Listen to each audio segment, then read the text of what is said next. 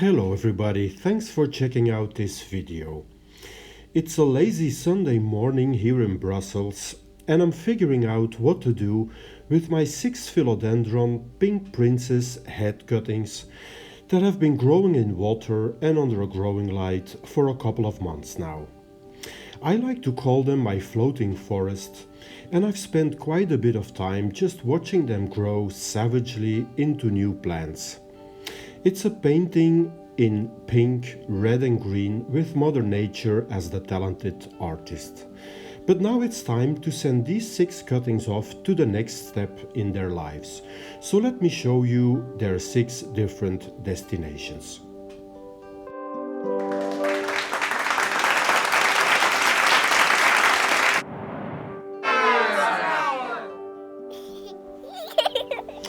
I took all the cuttings out of the water and they all developed some new roots.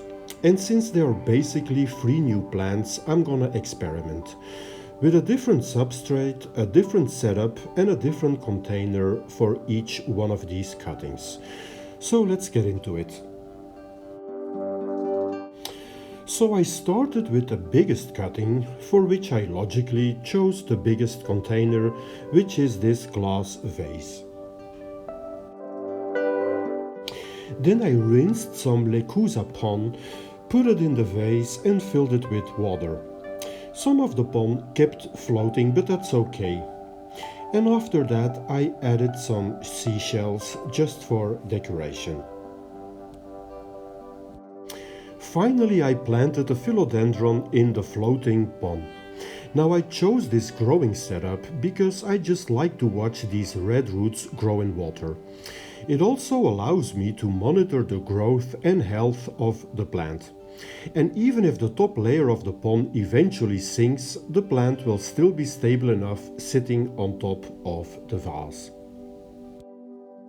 For the next cutting I'll use this semi-hydro system.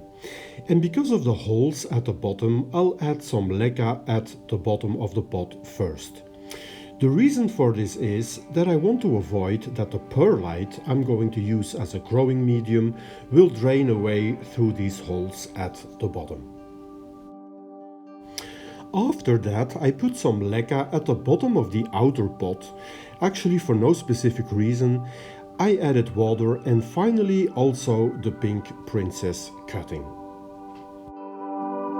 In my opinion, the white pot and the white perlite make for a nice contrast with the dark foliage of the plant itself. The least lucky cutting is definitely the third one, since I potted it up in a pot with very old soil, from which I removed a dead plant recently. So this will be a recycling experiment. Okay, the fourth cutting is going to get this orchid pot as its new home, together with a plastic outer pot.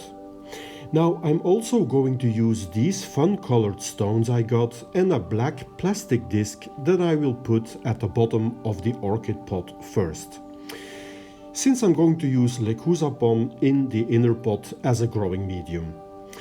And finally I am going to put these little colored stones in the outer pot just for decoration. After all that, the pink princess cutting is finally ready to discover its new home. And in my experience, philodendron cuttings and Lechuza pon are a match made in plant heaven. Alright, for the next cutting I'll use this plastic pot in which I put a black plastic disc once again. And this time I'm going to use 100% leca as a growing substrate. This glass container used to hold a scented candle, but now it will get a second life as an outer pot for a plant. I also got these miniature seashells that I'll just use for decoration. I have put the cutting in the leca and we will see how that goes, since I hardly ever use leca as a growing medium for my philodendrons, so let's hope for the best. My final cutting will get this setup here as a new home, Once again, I put some of these plastic discs at the bottom, since I'm going to use my own aroid potting mix for this final cutting. It has soil, activated charcoal, perlite, wood chips, worm castings and also pumice in it, which should be a very tasty mix for the roots of this final philodendron cutting. Since I noticed that there was not so much light while filming the 6 different setups, I've put them together on my couch right here, where you can see them a little bit better in their new homes.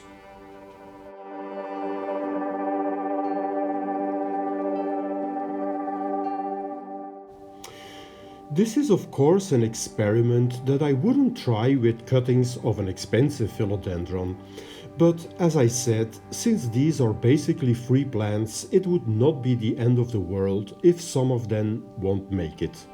Although I'll do my best of course to avoid that. These 3 plants are lucky enough to get the exact same spot they got before when they were part of my floating philodendron forest. The other 3 ones will end up somewhere else. It's like a family of 6 children with different choices and destinations that will affect their future and well-being. That's all for today's video. Thank you so much for watching.